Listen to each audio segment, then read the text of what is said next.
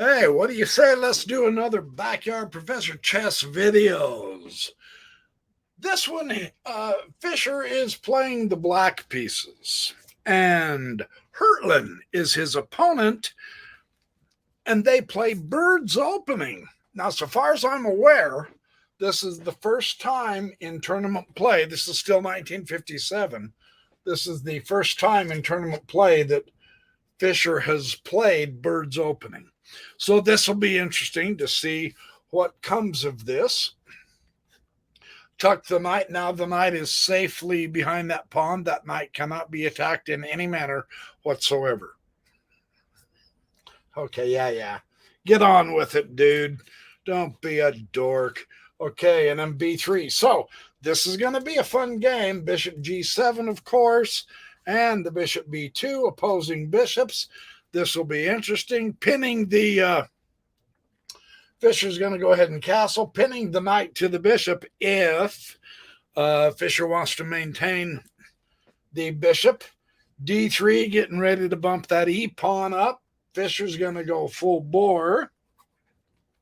Knight b to d2, good development. And now Fischer's going to come up to g4. He's trying to get some tactics already. This young man is trying to out-tactify his opponent.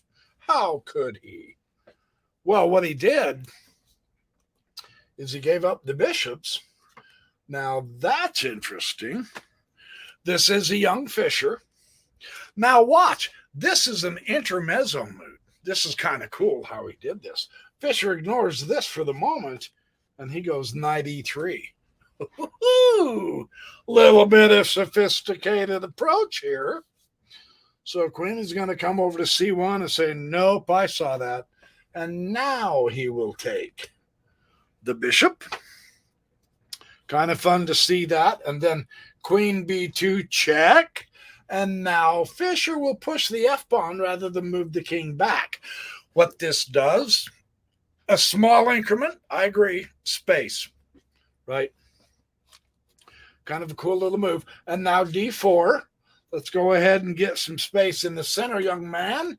And bishop f5. So development, rook to c1. Okay, we get that. And bring the other knight out. So they're both doing good as far as not willy-nilly, wasting time. Queen c3. And now Fischer gets even. He says, now you have no bishops. How are you going to do this? The knight will retake the f1, leaving him the option to still castle if he so desires. And then queen will, knight took f1. Queen will come to d6. Good centralization of the queen. Not bad. It's not scary, but it's a good centralization of the queen. Fischer's going to try to do some kind of a tactic maneuver. What happens? The queen comes back to b2. No, the queen wasn't threatened, but the queen does drop back. And now the bishop will take c2. Very interesting. Now we've got a game. King's going to come to d2. Now, lest you think about this, you're thinking he could have taken that. The knight takes the rook, and he could have took the knight. He could have got a two for one. But Bobby wouldn't have had to respond by taking that rook. That's even a better knight fork. Get the queen. Sneaky tactics, Keep your eye open for tactics. That is kind of interesting. So that explains why he didn't bother there and he moved his king out. Kind of cool. Yeah. And now bishop will come to e4. So Fischer's testing, always testing his opponents, of course. And now his other knight will come to e1, And the rook A to E8. Let's get the rooks in the game. Yes, sirree, Bob. No open files just yet. Doesn't necessarily have to be. Let's see what gives. Knight to G3, tickling the bishop if he so desires. And now Fischer is pushing for more central space. It does build a tension in the center. The pawn tension, you know, the tension with the knight and bishop a little bit, and the building of space. He would be okay if the pawn takes pawn, because then he could take it with the rook and he'd have an open file, a semi-open file. He'd still have a pawn down here, but that's a target if that was to happen. So this is kind of cool. Okay, now rook to F1. So let's get all the pieces into play. Certainly, of course. E will take D4. He says, let's open up that partial file for me anyway. It is a central file, and it does give him a target and a target. Yeah, of course he's guarded, yes, and there's still tension here. I get all that, but the point is he opened it up, and that extends the capacity of his rook. Don't ignore your rooks. That's not a bad lesson, man. So queen now will retake instead of the pawn. Kind of interesting there. B6, let's keep there's no reason just to give the lady the pawn. Let's go ahead and shorten the diagonal for the queen. Keep track of all your pieces as you can. A3, let's tickle the knight. A3, let's tickle the knight. Now, this is kind of a cool little mini lesson here, too. A good move. Your knight's under attack. Are you going to just passively move the knight away?